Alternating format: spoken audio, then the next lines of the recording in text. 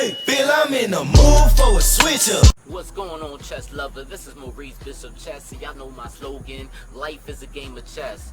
If y'all looking at my content for the first time, and you're the one that want to get better in chess, whether it's opening, middle game, or end game, or maybe on my channel because you want to be entertained with the live bullet and blitz games that I play online, or maybe you want to find out not only how to be successful on the chessboard, but also successful in life.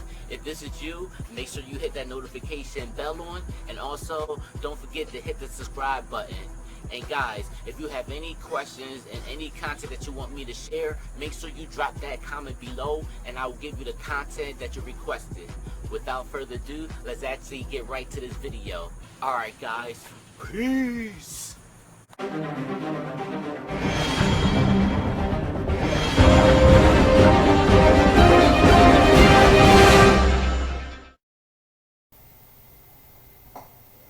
What's going on, chess lovers? This is Maurice Bishop Chess, and y'all know my slogan, life is a game of chess. Hey guys, I got a beautiful black line game that I definitely want to share with y'all. This becomes madness. Madness, I tell you. I love saying that. The madness. Alright guys, if y'all actually looking at this content for the first time, make sure you turn your notification bell on, and also don't forget to hit the subscribe button. Alright guys, we're actually going to get to this game. Obviously I played as black, the Black Lion King, and then my opponent played as white. So in this game guys, my opponent plays e4, I play d6, d4, e5, knight c3. Obviously guys, in the Black Lion book, there is a Black Lion book out there. I can't think of the guy's name, but on the front of the cover it has a lion in front of it. It's like a red book. They always talk about going e5 and things like that, and they're not afraid to go, let's go back. They're not afraid to go d captured, and then if you take, this is not me guys, and I'm pretty sure a lot of y'all who play the Black Lion, who are fans of the Black Lion opening, y'all do know about that. With the Black Lion, they're not afraid to go through this line. For me, I don't like going through this line because it's boring as hell. Boring. I can't do it, guys. I can't do it. I don't like boring games, man. I'm not a Tiger Petrosian, man. I'm not a Tiger Petrosian. I don't like dubious moves and stuff, so that's not me. Alright, guys. So, but if y'all get my my secret opening weapon for black in bullet chess, you'll see why I go e5. It's a gambit. Very sharp, very tactical. Telling you, that's probably something that y'all want to get. Alright. All that will be in the description box. With knight c3, I go knight b to d7, knight g to e2, c6, and bishop e3.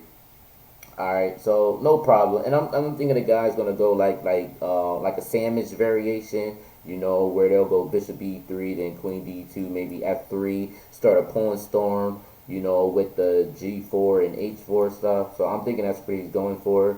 But I just go h6. He goes queen d2, and at this very moment when he went queen d2, I knew he was going to castle queenside. So I just go knight f6, he goes f3, I go queen c7, and again, this is pretty much what the guy is doing. F3, eventually he's going to go g4, he's going to castle queenside, so I already know the whole setup. So if somebody play this on you, I'm showing you exactly what you can do in this position. So if they go g4, I just go b5. H4, no problem, I just go bishop b7.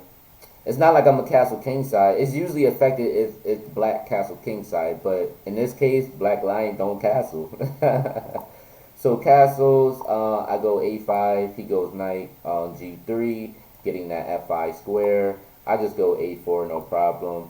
The thing is, guys, even if he decides to go, I usually would just go here, and then I could threat stuff like g6 maybe.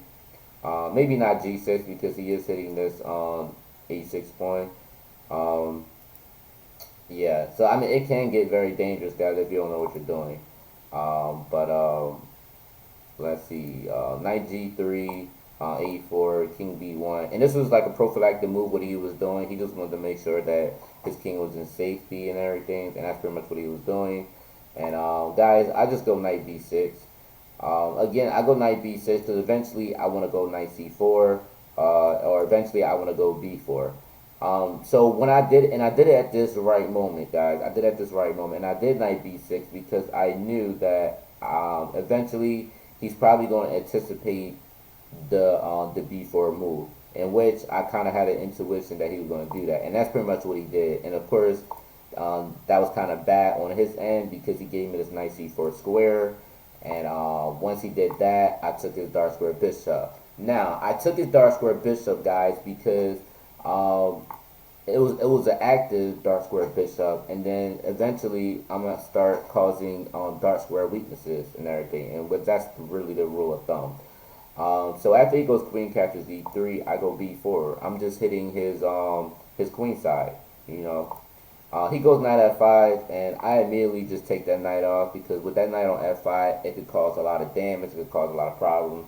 So, and plus my light square bishop wasn't doing anything at all. So with an active knight that he had, I might as well just exchange my bad bishop for his good knight. So, and that's pretty much what I did. And then everything is still locked in, which is what I really like.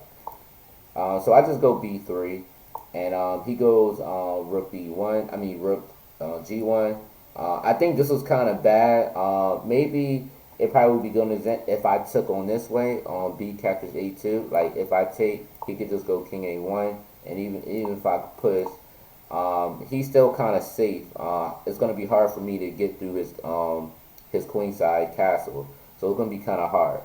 So, but the fact that he goes rook g1, I guess I'm thinking that's what he wanted me to do, but I go this way first.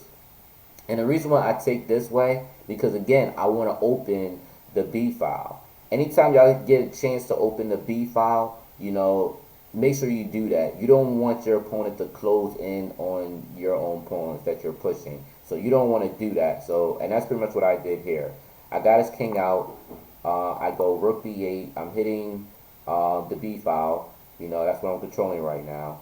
And another thing is, instead of rook b8, Stockfish did recommend knight h5, protecting the g7 pawn. But also, if he takes, I could take, and then again, if he goes knight g3, I have knight f4, which can become very strong. But I didn't really like it. I mean, like I said, it's good for black, but I didn't really like get it. So I just let him have the pawn, and that's pretty much what I did. So after I go the rook b8, guys, he goes rook captures g7. I go queen b6 because this is I felt like him taking his pawn. To me, I felt like it didn't really.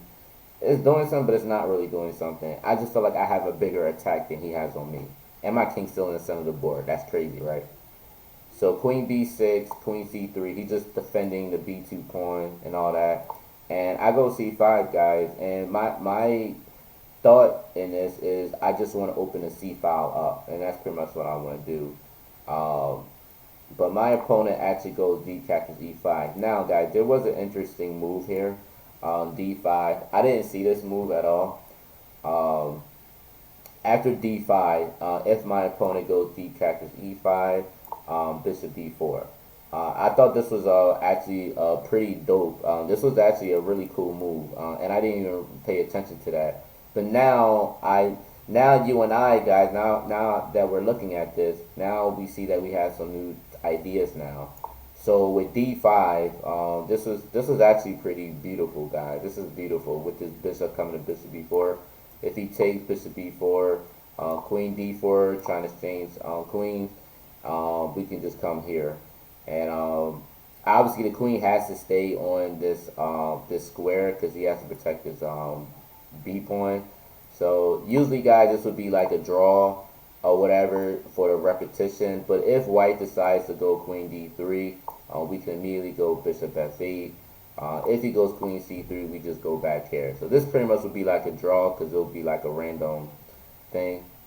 So so yeah, so I didn't see that move at all, guys. So yeah, so after c5, d catches e5, d catches e5, he takes, I go king f8. I just wanted to get out of the pin, but also at the same time I'm hitting the rook on g7. He goes rook g1, and I go a3, guys. This is where I go. I go a3. I'm already hitting queen captures b2, things like that. So he goes b3, and I knew he would. So when he did that, I go c4. I sacrifice a pawn just so I can open up the C file. And that's pretty much what I was doing, guys. And he goes queen d4, I go c, and this was actually a mistake, guys. Let's see what the best move for white was. So the best move for white would have been knight c1. But again, we were in time trouble, but because I know patterns, and you know, especially a lot of puzzles I look at, I understand patterns, so I understand what I was reaching for. But I knew he actually missed this move on knight c1. That probably would have been a better. I probably still would have took, and if he did take this way, he does drop a rook on. Right. Well, he don't really drop a rook. He will just get me king g7, queen g4, maybe rook c8 if he comes here. So yeah, he would have made the game longer or whatever, things like that. But yeah, that's something that y'all can look at. But yeah, after c catches b3 check, guys, what he tried to do is he tried to use my pawns to like give himself a safe haven, to block himself in with my own pawns, thinking that he would be safe. But it didn't work that way because of the back ring. So after I took, he doesn't take, he goes here, but he actually missed the queen b1 check move. And then when he take, I take back with the pawn, promote to a queen, and there you have it, checkmate. Checkmate, guys. Well, guys, I hope you enjoyed this video as much as I have. If you like this video, please like, please share, please comment. Let me know what you think. And also, guys, don't forget to hit the subscribe button. Alright, guys. Peace.